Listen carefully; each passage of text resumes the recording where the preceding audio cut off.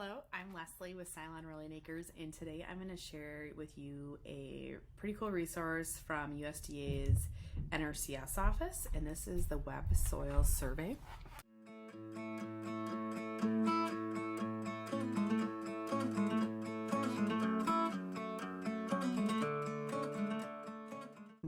So this tool you can use it for a lot of great resources, but in particular, I'm going to highlight it is share with you on how you can find your soil type for your farm or whatever land that you may be farming or ranching on, and then how you can use that soil type to take a look at the forage to figure out the forage options that are best suited based on your soil type. So if you're looking at enhancing a pasture for your livestock, like your goats or sheep, or looking at planting, establishing pasture in a field. For example, last year we just renovated converted a field that was in corn soybean rotation and moved it into permanent hay ground. We also graze it, so like that would have been a good use for looking at pasture options. So there's a lot of possibilities with how to use this, but I think it's a really cool tool because it helps you narrow down your options when you start to look at plant species and availability and what works with this type of soil you have geographically. Now, most counties in the U.S. have their soils mapped. There may be an instance where yours isn't. If not, if you are having trouble with this or finding information, you may reach out to your county conservationist who works specifically for USDA's NRCS office, and they can help you determine what might be available for your county if you can't find something. And then from there, I'll show you how to find those forage suitability groups, and then how to take a look at those pieces itself. All right, so what we're going to do is go into websoilsurvey.nrcs.usda.gov. And I'm going to just click on this green button here. And as this starts to load up, I'll just caution you that this website takes a lot of I don't know if it's power or there's a lot of, I'm imagining it's because there's a lot of data on the back end that it's working through. So you just need to be patient with it. I also have rural broadband, so that could be also contributing to it taking a time to load as well. So as I kind of go back and edit this, you'll probably find that there'll be places where I cut things out just for simplicity, so you're not waiting for my computer to load. All right, so what you can do then is once you get to the address area, you can enter in the address or the location, or you can also zoom in. I found the address is probably a little bit easier just because it's working with a lot of data. So I'm going to enter in a location of a field that we are going to be doing some work on in the near future. So now I am on the location that I wanted to work on. And so this address tab right here is where your address is located. It's also underneath this area of interest tab. So I'm going to scroll down because I want to work off of this 20 acres here. So this is a project that we are just starting to work on with NRCS actually, is to about probably about half of this 20 acres here is really overgrown with buckthorn, and it's an old oak savanna, so we're going to be doing quite a bit of work on it to restore it. And the last one of the steps in that process is also, once we get rid of the buckthorn, is to work on getting new forages established in the area. So we are going to, and now this is the point where you actually do your area of interest. So you want to go under the area of interest interactive map and click either on the rectangle or this polygon. I'm going to use the rectangle. And I am going to outline the area that I want to work on. Okay, so once you see this area with kind of the lines over, that means your area of interest interactive map is now in place. And there's all sorts of other aspects you can do to click on here to take a look at the characteristics of your land. We're going to go into the soil map. So now that we're in the soil map, it's actually going to show you the plot of land, the area of interest, where the different soil types are. So you can see in here, we have 3 different soil types in this area, but actually one kind of more large predominant soil type as well. So you can see that over here, these soil types. All right, so as you're in your map, you can also put my face over here, you can click on add to shopping cart. And so anything that you pull up, you can add to the shopping cart. And at the end, when you click on the shopping cart, it'll print out a customized report for you based on your county, but it'll also include some of these extra items that you've included as well.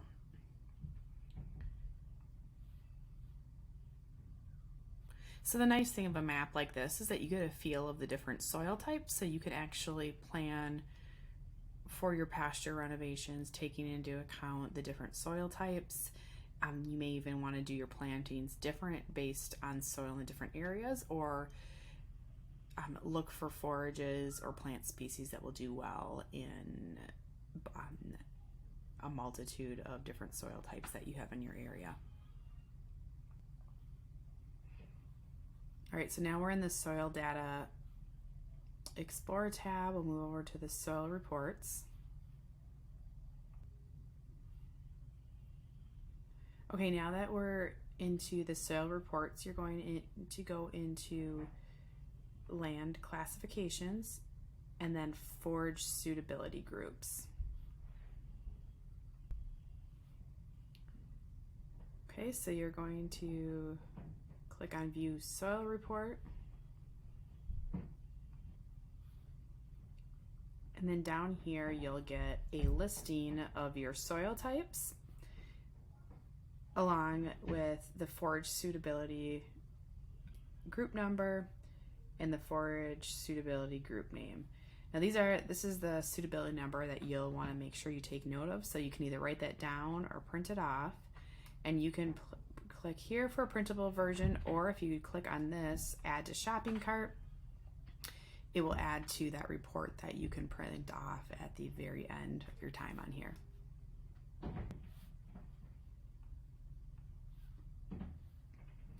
So these particular items are the aspects we're looking at right now from a perspective of pasture improvement and pasture plant species and variety that is appropriate for your soil type and your climate.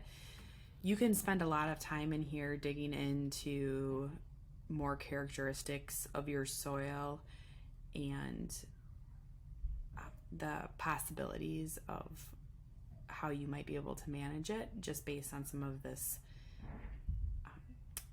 data that USDA has on hand. All right, so now we are going to go to the shopping cart. This is where we're going to download the report based on the area of interest and our context for the county that we are in. Right, now that all of our data is loaded into the shopping cart, we can go in and look down here and just make sure everything is checked that we want. You'll want to make sure that you have your soil reports, your forage suitability groups, and your maps, since you don't want to have to go back through in here and kind of wait for everything to load back up again. Then you'll go up here and click checkout.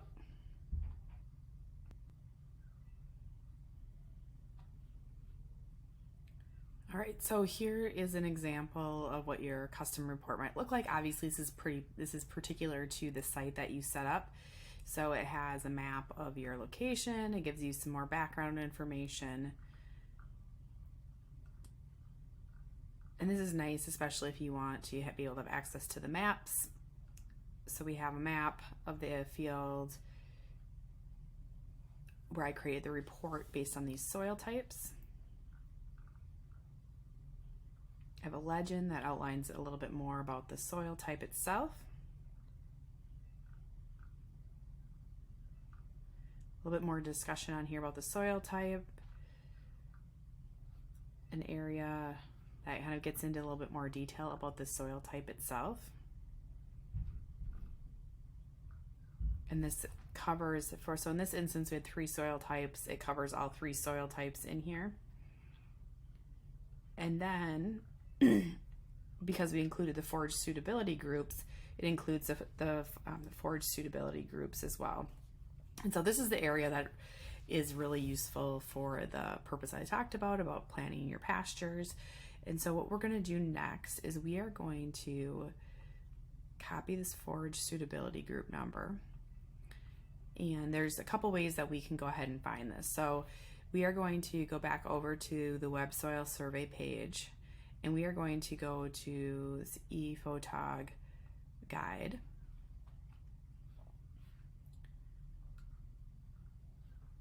And you'll go in and find your state guide. And I'm going to look for Wisconsin because that's where I am located. Okay, as you can tell, this moves a lot quicker now that we're not working off of that web-based app that is has lots of data behind it. All right, so when we get in here, we're going to go into natural and cultural resources information, and then look for Forage Suitability Groups. Now, it is possible that your state, the Forage Suitability Groups, might be categorized in a slightly different area, but there should be an area for Forage Suitability Groups for each state. And then we'll click into here, and now we'll go down and take a look for our county. So in my county, I have most of the soil reports listed, and as I looked at this in advance, actually our soil type isn't listed in here. It's because we're so close to the county line, we're actually listed in the county just north of us. So another place that you can do, so you can take a look at other counties. So we'll look here at Polk County, and we're at Y. Let me just make sure I've got the right one. Okay, so this is the correct Forage Suitability Group. And you'll notice, just as a heads up, that while the county legend will be in a PDF, typically the rest of these are in RFT, so it's just a text file, so it doesn't always look as pretty when you open it up. So I'm going to go ahead and open this up. Okay, so this report, now most counties should have this for each soil type. It's possible that your county might not. Again, if you have trouble finding these reports, or I would recommend just reaching out to your county NRCS office, to your land conservationist, and ask for these specific forage suitability groups based on those codes that were on your report, and they should be able to pull them for you. You can either email them or call or even stop in the office, and they should be able to help you find the resources you need. I also was able to just Google this code, this Forage Suitability code, and with the language Forage Suitability Group, I was able to pull it up that way as well. That's how I realized it was in the county north of us, just because it tends to be a little bit more predominant in that area. So there's some different ways that you can find it. Hopefully you can find it in your county. If not, a Google search probably with that code will probably get you where you need to be. Second best bet, and probably the very best one, is reaching out to your conservation officer or your conservationist. All right, so the Forage Suitability Group. So this is where it gets kind of cool. So this report it'll include, this includes adapted species lists that do well with your type of forage and your growing area. And this is also based too on the water holding capacity and kind of those characteristics of your soil as well. This doesn't necessarily mean that you can't grow other plant species, but these are really going to be ones that really are well suited for your environment. So there's some examples of seed mixtures that you could use. And then the other piece that is pretty interesting is is forage crop production estimates. So just as an example, if you had a field of alfalfa and low value, so there's low and high values of production. So this is like a conservative measure across like seasonality of what your like an average production yields could be. And so the low values are based on sites managed without fertilization and are continuously grazed. So that's where you put your livestock out. They stay there all season. When there's nothing left, they come off. High values are based on data sets with fertilization and rotational grazing. So where you're moving your livestock, your goats and sheep, to new paddocks every few days, and you'll see that there is a difference in production values and yield for how you manage those forage crops. And so those are based on species specific. And there's also numbers based on pasture as well. And so the other kind of side note, neat thing on this as well is if you're starting to calculate out numbers for stocking densities, you can actually take a look at your pastures, your fields that you'll be working with, take a look at the soil type, and then start to calculate, what are the predominant species that are in that pasture.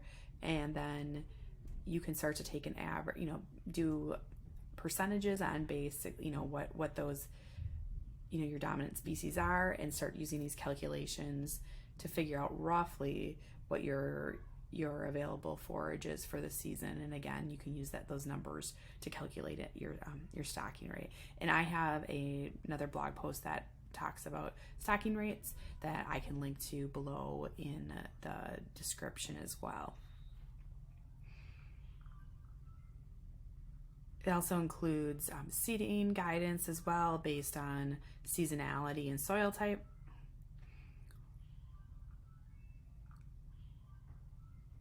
And some other management perspectives as well when it comes to managing your pasture and those forage availability. There's also data on forage growth curves. So when you'll see different plant species peak in their growth and start to slow down.